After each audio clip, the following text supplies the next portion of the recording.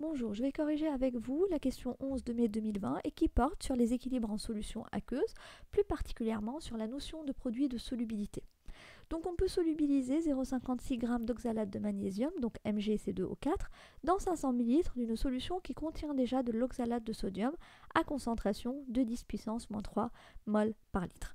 Donc on m'a dit que le MgC2O4, donc l'oxalate de magnésium, se dissocie en Mg2+, et C2O4 de moins. Je sais que dans mon bécher ou dans mon tube à essai, j'avais déjà dissocié des ions oxalates, donc C2O4 de moins, à raison de 2,10-3 mol par litre moins 1. Donc suite à la présence des ions oxalates qui proviennent de l'oxalate de sodium, donc de l'oxalate de sodium Na+, j'ai pu uniquement solubiliser 0,56 g de MgC2O4 dans 500 ml de cette solution. Donc c'est la quantité maximale que j'ai pu mettre vu que j'avais déjà du C2O4 de moins dans mon bécher. Et donc la question est la suivante, quelle est la valeur du produit de solubilité de l'oxalate de magnésium? Alors je rappelle que le produit de solubilité, c'est égal au produit des concentrations des produits formés suite à une réaction de solubilisation. Donc pour l'oxalate de magnésium, le produit de solubilité va correspondre à la concentration de Mg2+, que j'ai pu dissoudre maximum dans ce bécher et à ma concentration de C2O4 de moins aussi qui a pu être dissoute d'une façon maximale.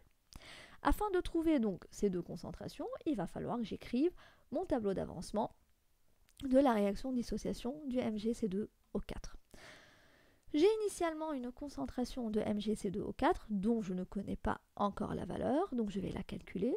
Concentration de MgC2O4 afin de pouvoir bien évidemment faire le lien avec la concentration de C2O4 de moins déjà présente et est égale à N sur V. La quantité de matière de MgC2O4 n'est rien d'autre que la masse de MgC2O4 divisée par la masse molaire d'oxalate fois le volume de la solution, la masse étant de 0,56 g. J'ai une masse molaire qui est donnée de 112 g et un volume de 500 ml que je vais convertir à des litres en faisant x 10-3.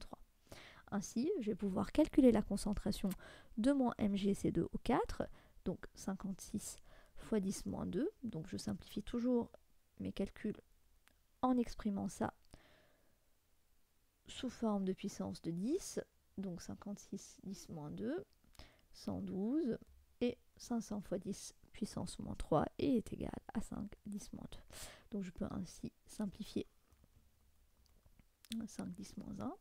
Donc je peux ainsi simplifier, faire le rapport 212 divisé par 56 est égal à 2, 2 au dénominateur, fois 5, fois 10-1 ici et 10-2 ici.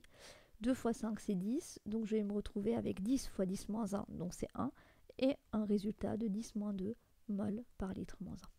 Cela veut dire que j'ai initialement 10-2 mol par litre moins 1 que j'ai pu solubiliser. Donc j'ai pu solubiliser cette quantité. Donc ma solubilité maximale en ion Mg2+, va être de 10-2 mol par litre et celle de C2O4 de moins est de 10-2 mol par litre moins 1. C'est-à-dire dans cette solution, je ne vais pouvoir solubiliser que cette quantité de mol par litre de C2O4 de moins, vu que j'avais déjà 2 10 puissance moins 3 mol par litre moins 1. Donc la constante de solubilité va être égale à la concentration maximale de Mg de plus, donc c'est uniquement 10-2, multiplié par la concentration maximale de C2O4 de moins. Donc à ce moment-là, je vais devoir additionner. Donc j'avais 10-2 mol par litre, auquel j'ai rajouté 2 10-3, ou 0,2 10-2. Voilà, afin d'avoir des 10-2 partout, c'est beaucoup plus facile pour la simplification.